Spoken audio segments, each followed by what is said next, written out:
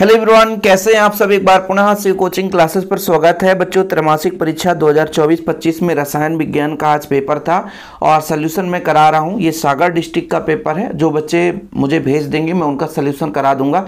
सभी जिलों का अलग अलग है। नहीं, स्टार्टिंग से ही कमेंट आते हैं कि सर हमारा ये पेपर नहीं, ये तो फेक है। तो बच्चों समझिए, थोड़ा सा पेपर सभी जिलों में अलग अलग है, तो इसलिए आप लोगों को इन प्रश्नों को भी तैयार कर लेना है। ऐसा नहीं है कि आप लोग केवल अपने ही जिले का क्वेश्चन देखिए, क्वेश्चन जरूर देखिए, क्योंकि ये सारे क्वेश्चन आपको बोर्ड एग्जाम में काम आने वाले हैं। चलिए, पहला प्रश्न है, किसी विलयन के अनुसार गुणधर्म आधारित होता है।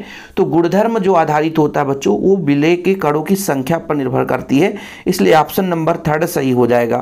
विशिष्ट चालकता की इकाई बच्चों ओम इनवर्स सेंटीमीटर इनवर्स है। ओम इनवर्स सेंटीमीटर इनवर्स है। फर्स्ट पेज में इतना सूक्ष्म लिखा हुआ है कि उतना स्पष्ट समझ में नहीं आता, लेकिन मैं बोलूंगा तो आपको समझ में आ जाएगा। संक्रमण धातुओं को 4 श्रेणी में बांटा गया बच्चों, 3D, 4D, 5D और 6D संक्रमण श्रेणी। ओके, इसके बाद बच्चों यहां पर है, ये कौन सा लवण है। शुद्ध तो दिख भी नहीं रहा है, लगभग ये Fa लिखा होगा बच्चों, यह कि पोटेशियम भी लिखा होगा, क्या पता। लेकिन ये जो आपका संकुल यौगिक है, जिसे हम जटिल लवण के नाम से जानते हैं, याद रखिएगा, ठीक है। ये आपका बच्चों संकुल लवण है, जिसे जटिल लवण के नाम से जानते हैं।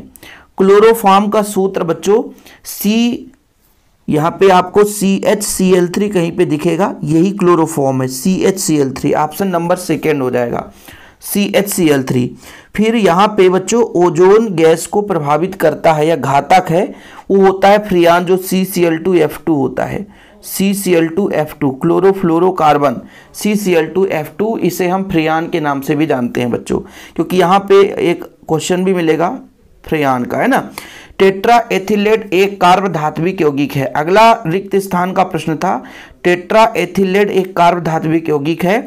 फिर बच्चों आगे है, अधिकांश संक्रमण तत्व उत्प्रेरकीय गुण दर्शाते हैं और परवर्ती ऑक्सीकरण का भी गुण दर्शाते हैं। तो ऐसा क्वेश्चन थोड़ा सा कंफ्यूज कर देता है कि आपके बच्चों अधिकांश संक्रमण धातुएं रंगीन गुण दर्शाते हैं, हालांकि यहाँ पर उत्प्रेरकीय गुण दर्शाया जाएगा, उत्प्रेरकीय आंसर लिख लेना। आगे देखिए, विलयन जिसमें परसरण दाब समान होता बच्चों, समपराशरी विलयन कहलाता है। क्या? समपराशरी विलयन कहलाता है। यहाँ पर विटामिन अम्ल एक विद्युत अपघट्ट है, एसिटिक अम्ल लिखा है, विटामिन नहीं, एसिटिक अम्ल। एसिटिक अम्ल जो है बच्चों, वो दुर्बल विद्युत अपघट्ट है। समझ में नहीं आता है, ठीक है। ये पेज का जो फर्स्ट पेज है, जिस बच्चे ने भेजा है, अच्छे तरीके से कम क्वेश्चन भी नहीं मिला है इसमें, है ना। फ्रियान का सूत्र CCl2F2 बता ही दिया मैंने। विलयन का प्रतिरोध ताप बढ़ाने पर, देखो किसी का भी हम ताप बढ़ाएंगे तो प्रतिरोध कम होता है बच्चों। क्या हो जाता है? कम हो जाता है, नोट कर लेना। सत्य सत्य बताना है। पहला है आपका, मोल प्रभाज ताप परिवर्तन से प्रभावित होता है? नहीं, ठीक है, मोल प्रभाज का ताप से कोई रिलेशन नहीं है। आणविक चालकता का मान तरणता बढ़ाने पर बढ़ता है, इसलिए यह भी आपका असत्य हो जाएगा। संक्रमण तत्व रंगीन आयन बनाते हैं, सत्य है। EDTA षटदंतुर है, सत्य है। DDT जैव अपघटनी है, असत्य है। कार्बोहाइड्रेट शरीर को ऊर्जा प्रदान करता है, बिल्कुल सत्य है। इसके बाद आपका बच्चों सही जोड़ी का मिलान कीजिए। देखिए, पहला उप सहसंयोजी यौगिक जाएगा इसमें। एक्टिनाइड जो है बच्चों, वो आपके रेडियो धर्मी तत्व है, सेल स्थिरांक का सेंटीमीटर इनवर्स हो जाएगा। CCl3NO2 क्लोरोपिक्रिन हो जाएगा। विटामिन B6 आरक्ता है ना, आरक्तता है, ये पे चला जाएगा बच्चों। इसके बाद आगे देखिए, एक वाक्य में उत्तर दीजिए। मेथेन व एथेन के क्लोरोफ्लोरो यौगिक का क्या कहलाता है बच्चों? फ्रियान कहलाता है, CCl2F2 लिख लो, ठीक है, CCl2F2। ओके। केंद्रीय धातु आयन से जुड़े एक दंतुर लिगेंडों की जो संख्या होती है द्वितीयक संयोजकता कहलाती है, इसे हम समन्वयन अंग के नाम से जानते हैं। विटामिन C का नाम है एस्कॉर्बिक अम्ल। सूर्य के किरणों से संश्लेषित होने वाला जो विटामिन है, विटामिन D है बच्चों। वह क्रिया जिसमें ऑक्सीकरण अपचयन दोनों होता है, रेडॉक्स अपक्रिया कहलाता है। उपापचयन अपक्रिया है ना, उपापचयी अपक्रिया। ओके बच्चों, ठीक है। यहाँ पर देखिए, मोलरता से आप क्या समझते हैं? अर्धपारगम झिल्ली, ओम का नियम, किसी पदार्थ की विद्युत चालकता को प्रभावित करने वाले कारक। और ऐसे क्वेश्चन मैंने कराया है बच्चों, इन प्रश्नों को कराया है मैंने। अनुचुंबकीय गुण भी कराया है।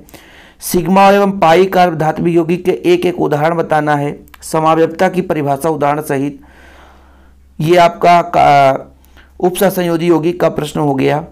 इसके बाद आगे का प्रश्न है प्रोपेन पर HBr की क्रिया, वोल्टेज अपक्रिया, कार्बोहाइड्रेट्स क्या है, कीटोन क्या है। बहुत ही सिंपल क्वेश्चन, राउल्ट का नियम आया है बच्चों, कोलरास का नियम आया है, संक्रमण तत्व परिवर्तित संयोजकता दर्शाते हैं क्यों। बहुत ही सिंपल क्वेश्चन है ना। इससे टफ ही क्वेश्चन एग्जाम में आएगा, ध्यान रखना। एसएनओ अपक्रिया अभी मैं कराया ही था। डीएनए आरएनए में अंतर बहुत ही सिंपल है। कार्बिलेमीन अपक्रिया, सारी अपक्रियाएं सिंपल है। क्रिस्टल क्षेत्र सिद्धांत भी आया है, इस क्वेश्चन को कराना पड़ेगा क्योंकि क्रिस्टल क्षेत्र सिद्धांत मैंने नहीं कराया था इस साल। करा दूंगा, कोई दिक्कत नहीं है।